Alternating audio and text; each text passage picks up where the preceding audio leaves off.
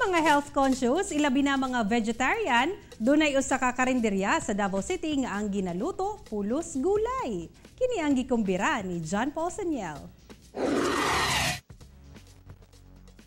Sosi sisig, makatulon laway nga luto sa adobo o barbecue.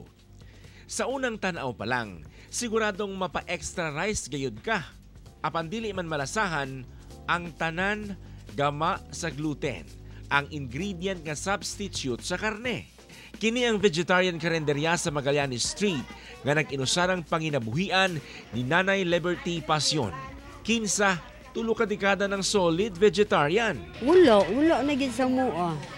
Direct po gud gulay gud di mag atog bagkiruan gulay gud. Wala na gud binagkuan bisan sa balay wala na mi nagluto og kanang mga fish wala na. Gulay gud siya. Hilig mag-experiment og luto si Nanay Liberty. Gikan sa mga sudan sama sa fried mushroom, curry, og lami ang lumpia, hasta sa mga natural juices made from rosel, guyabano, og passion fruit nga paborito sa iyang mga vegetarian customers, diin siya gihapon mismo ang nagaanda matag adlaw. Mga recipe books, dito po na ako nakuha niya.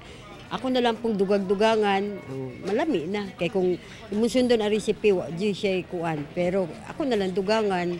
Foreigners, senior citizens o vegetarian Pinoys ang sagad customers dinhi. Si Nanay Perla Palani, halos patag adlaw nga nagakaon dinhi. Gawas sa healthy, barato pa. Sa presyong 5 ngadto 25 pesos ang sudan. Nakitiguang naman po ko na ako pipili ka ng dili wala bitsin nga mga food.